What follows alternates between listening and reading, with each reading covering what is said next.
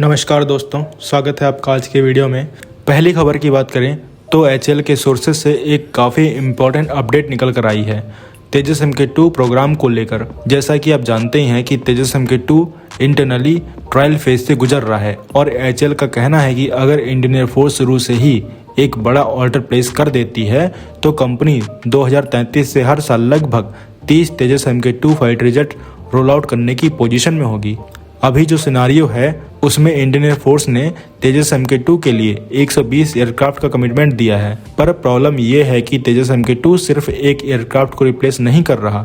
ये 3 पुराने और इम्पोर्टेंट फाइटर्स जगुआर, मिराज 2000 और MiG-29 की जगह लेने के लिए डिजाइन किया गया है। एचएएल ऑफिशियल्स का कहना है कि 120 एयरक्राफ्ट से सिर्फ पार्शियल रिप्लेसमेंट हो पाएगा, पूरी फ्लीट मॉडर्नाइजेशन का प्रेशर कम नहीं होगा।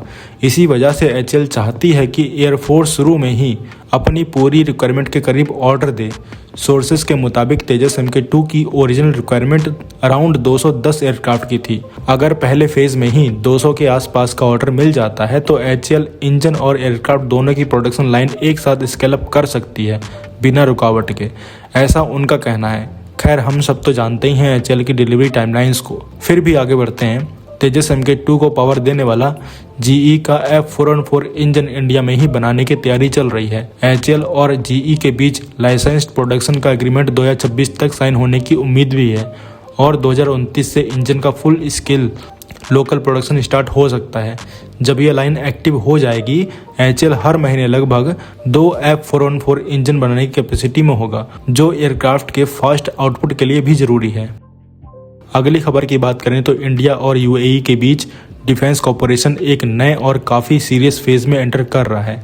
दोनों देश अब स्ट्रेटेजिक पार्टनर के साथ साथ एयर पावर के लेवल पर भी एक दूसरे के साथ लॉन्ग टर्म अलाइनमेंट बनाना चाहते हैं। इसी डायरेक्शन में एक बड़ा डिफेंस एग्रीमेंट फाइनल होने जा रहा है, जिसका सेंटर पॉइंट बन रहा है राफेल फाइटर जेट। इस डील के बाद अगर किसी 2 देशों के पास सबसे ज़्यादा राफेल होंगे तो वो होंगे इंडिया और UAE, क्योंकि UAE ने 80 राफेल F4 एयरक्राफ्ट का ऑर्डर दिया था, जो राफेल के हिस्ट्री का सबसे बड़ा एक्सपोर्ट ऑर्डर माना जाता है। वहीं इंडिया के पास ऑलरेडी 36 राफेल ऑपरेशनल हैं और अब 114 और फाइटर जेट लेने की प्लानिंग चल रही है MRFA प्रोग्राम के थ्रू। मतलब आने वाले कुछ सालों में दोनों मिलकर लगभग 230 राफेल ऑपरेट करेंगे। यहीं से इस पार्टनरशिप की रियल वैल्यू स्टार्ट होती है। जब 2 एयरफोर्स एक ही एडवांस एयरक्राफ्ट को इतनी बड़ी संख्या में ऑपरेट करती हैं तो बात सिर्फ जेट खरीदने तक सीमित नहीं रहती। मेंटेनेंस, सर्विसिंग, स्पेयर और ओवरहॉल जैसे एरियाज में नेचुरली कोलैबोरेशन का स्कोप खुल जाता है। सोर्सेज के मुताबिक इस एग्रीमेंट में राफेल फ्लीट के लिए जॉइंट सस्टेनमेंट मॉडल पर काम हो रहा है, जिसमें MRO, स्पेयर पूलिंग और कॉमन लॉजिस्टिक चेन शामिल होंगी। इसका सीधा मतलब है कम कॉस्ट, बेटर अवेलेबिलिटी और फास्टर टर्नअराउंड टाइम। ट्रेनिंग का एस्पेक्ट भी इस पार्टनरशिप का एक बहुत इंपॉर्टेंट हिस्सा है। प्लान ये है कि इंडिया और UAE पायलट्स एक दूसरे के ट्रेनिंग इंस्टीट्यूशन में रेगुलरली ऑपरेट करें, इंस्ट्रक्टर्स एक्सचेंज हों और दोनों एयरफोर्स राफेल के कॉम्बैट एम्प्लॉयमेंट को मिलकर रिफाइन करें।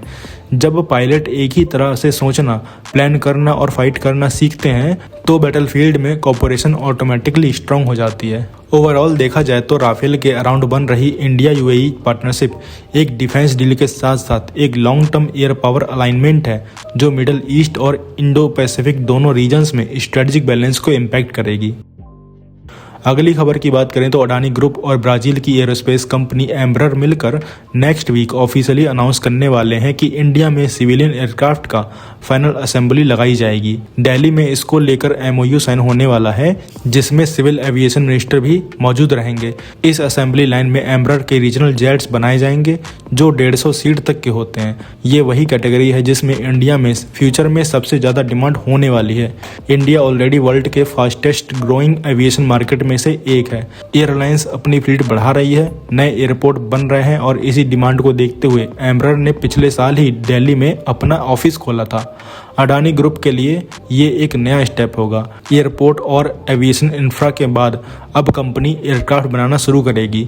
सोर्सेज का कहना है कि शुरुआत असेंबली से होगी, लेकिन आगे चलकर एयरक्राफ्ट के कंपोनेंट भी इंडिया में बनाए जा सकते हैं। अभी एम्ब्रर के लगभग 50 एयरक्राफ्ट इंडिया में ऑलरेडी ऑपरेट कर रहे हैं। इंडियन एयरफोर्स, गवर्नमेंट एजेंसीज और रीजनल एयरलाइन स्टार एयर के साथ कंपनी का एस्टिमेट है कि अगले 20 साल में इंडिया को 500 से ज़्यादा एयरक्राफ्ट चाहिए होंगे इसी कैटेगरी में, और अगर ये प्लान ग्राउंड पर आता है तो इंडिया पहली बार सीरियसली कमर्शियल एयरक्राफ्ट मैन्युफैक्चरिंग के ग्लोबल मैप पर दिखेगा। अगली खबर की बात करें तो इंडियन डिफेंस मैन्युफैक्चरिंग के लिए एक बड़ी खबर आई है, जहां जिंदल डिफेंस सिस्टम को CAPF से 5000 से ज़्यादा इंडिजिनस पिस्टल का ऑर्डर मिलने वाला है। ये पिस्टल TS9 है, 9 mm कैलिबर की, जो जिंदल ग्रुप और ब्राज़ील की फायर आर्म्स कंपनी टॉरस आर्मास के जॉइंट वेंचर से बना है। इम्पॉर्टेंट बात यह है कि ये पिस्टल 100% मेड इन इंडिया है। CAPF के ट्रायल्स में इस पिस्टल ने फॉरेन वेपन्स को बीट किया रिलायबिलिटी, परफॉर्मेंस और ड्यूरेबिलिटी सब पैरामीटर्स पर।